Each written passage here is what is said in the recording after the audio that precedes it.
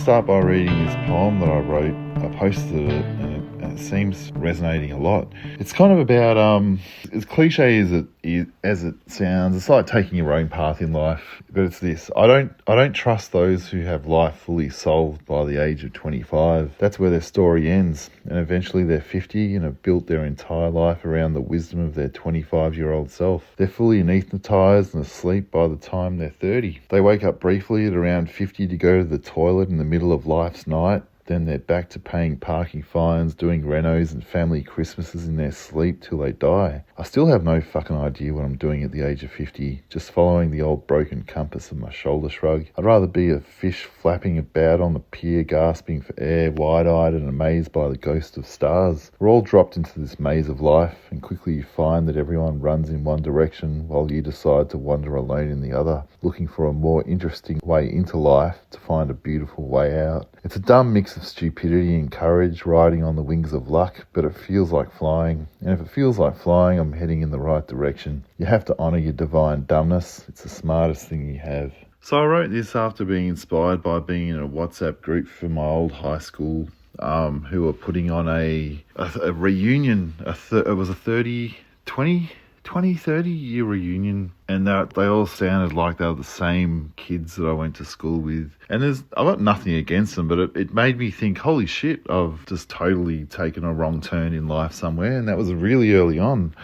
I say wrong with inverted commas, because it's hard. It's for a long time you believe it's wrong, but eventually you go, no, it's not wrong. There's no such thing as a wrong move or a wrong decision. Yeah, I wrote that inspired by being in that WhatsApp group and just feeling all the bullshit of going, holy shit, I've made some interesting choices in life that have led me down the garden path and up shit creek and into my own personal hells and sometimes heavens.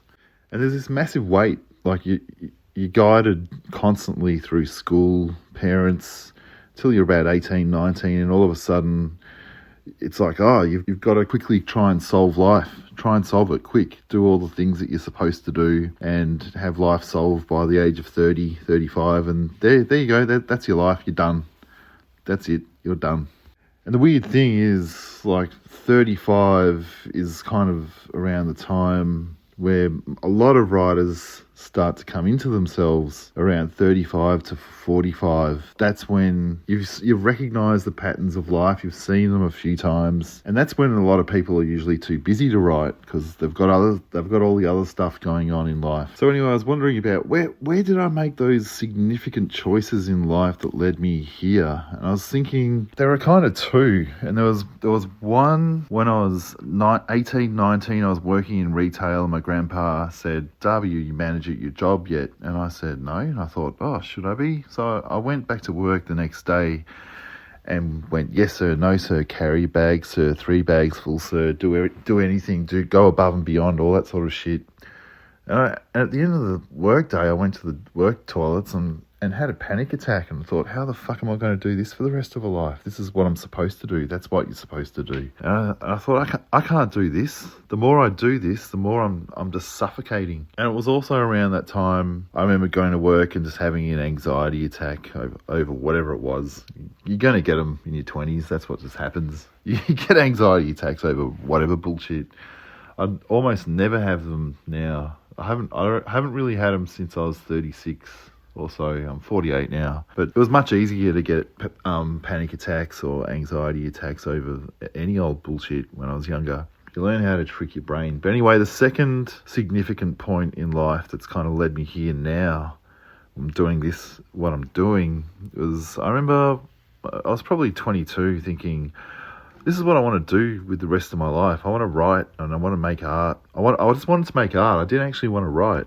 Writing came when I was in my mid-30s or so. But I wanted to follow that scent of art and ideas, and however that appeared, I would have been thankful for however that appeared. I thought at the age of 22, I thought I've got to do this for a long time, and I'm probably not going to be rewarded for it in any kind of way, and probably never. And the reward is the work itself. That'll save me. That will keep the brain monkeys at bay. It will be like medicine. And if anything comes from it, it's a bonus. That's great. But if that bonus comes, that probably won't be for decades, Darby, and you're probably going to have to live like a lost cause in a lot of people's eyes for a long time. And so I did. I had to live through all the side eye and eye rolls you get from all the people in your life. What the fuck are you doing? What are you doing this well? Are you doing this job yet? Have you done your? How's the 9 to 5 going? Have you saved your superannuation? How's all the responsible stuff that you're supposed to do?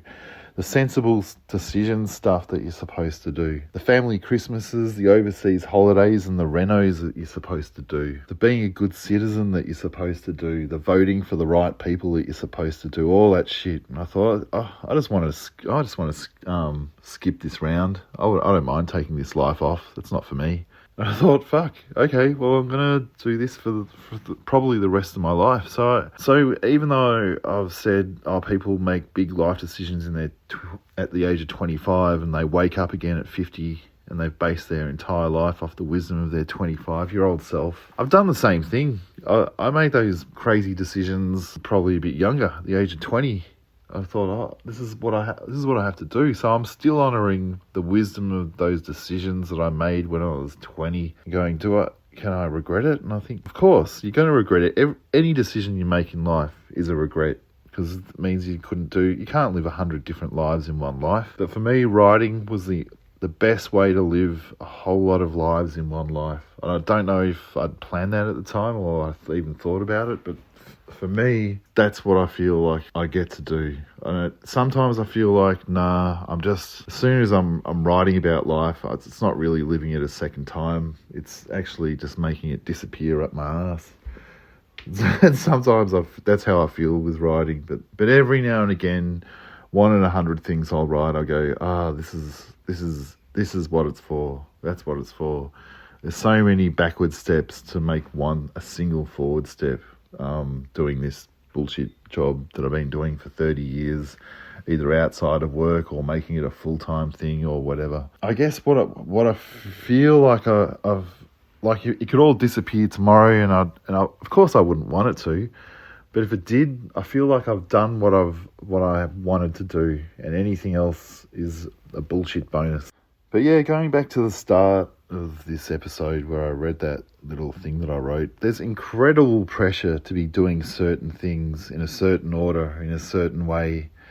And I often think, I'm often thinking, holy shit, have I just made just a massive mistake and I'm totally ruining my life? And then I go, fuck no, Darby, shut the fuck up. What the fuck are you talking about? I don't know if I'm lying to myself or not, but I like it.